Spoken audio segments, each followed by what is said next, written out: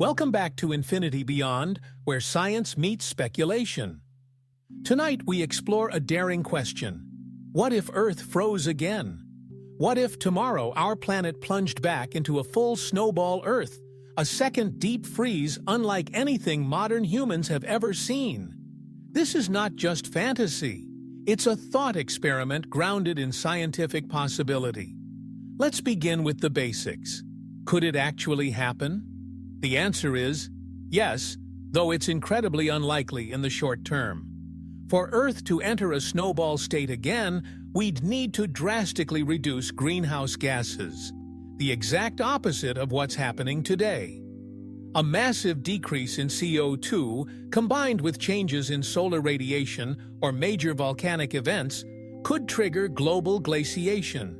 It might also happen over long geological timescales due to natural cycles we don't fully understand. But let's imagine it did happen. A perfect storm of volcanic shutdown, continental realignment, and solar dimming occurs. CO2 levels plummet. Ice sheets grow unchecked. Earth cools rapidly. The oceans begin to freeze.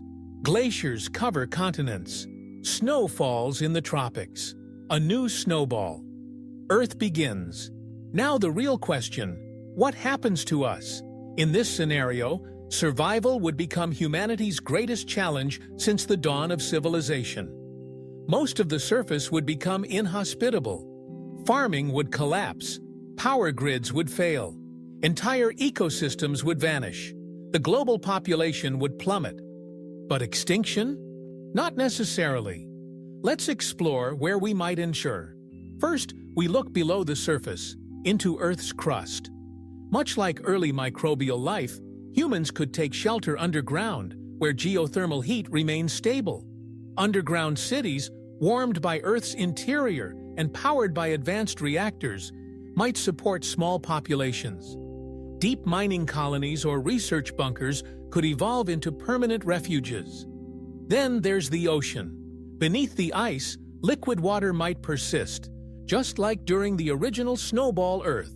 Subglacial ocean habitats, domed underwater colonies, or even thermal vent-powered biospheres could support marine life and future aquaculture. If we could harness heat from hydrothermal vents, we might recreate ecosystems similar to ancient chemosynthetic ones. High-tech solutions would also come into play. Massive fusion-powered arcologies, self-sustaining biodomes, and space-based solar arrays could support limited human populations in key locations, perhaps in geothermal hotspots like Iceland, Yellowstone, or East Africa's Rift Valley. These regions might remain semi-temperate due to tectonic activity. Some humans might even flee into orbit. Space stations, moon bases, or Mars colonies, though still in their infancy, could become critical outposts. In a frozen Earth scenario, humanity may become more dependent on its off-world infrastructure than ever before. We might export heat, energy, even food, back to the frozen homeworld. But the real survival wouldn't be technological. It would be social and psychological. Societies would have to reorganize, cooperate, and adapt. Scarcity of food, energy, and light would test governance, morality, and global unity. Cultures would evolve in isolation. Languages might diverge again. Future generations might grow up never knowing the sun. Some speculative thinkers propose terraforming Earth itself. In the far future, if Earth entered a new snowball phase, humanity might try to reheat the planet, deliberately pumping greenhouse gases into the atmosphere, seeding clouds, or using orbital mirrors to direct sunlight. Ironically, some of the same geoengineering technologies proposed today to cool Earth could be reversed to warm it again. This concept, the ability to engineer planetary climate, might define the survival of any advanced civilization. Whether facing extreme warming or extreme cooling, species that endure are those that control their environment, rather than merely reacting to it. But even beyond survival, what would such a future mean for our identity? Would humans remember Earth as it once was, A warm, green, ocean-covered world? Or would mythology form around the sun, the seasons, the ancient tropics?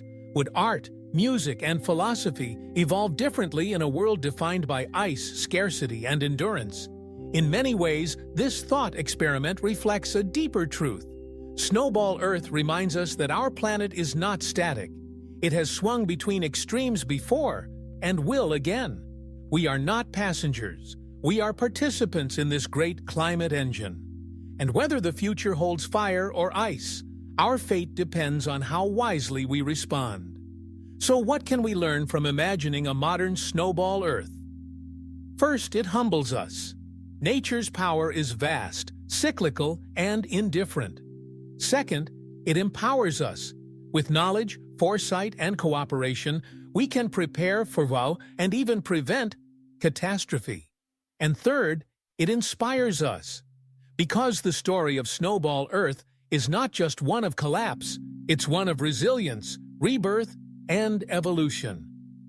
As we conclude this epic series here on Infinity Beyond, remember, we are the descendants of life that survived the freeze, and perhaps one day we'll be the ancestors of those who survive it again. Until next time, keep learning, keep dreaming, and keep reaching for the stars. This is Infinity Beyond, signing off from the edge of a frozen world.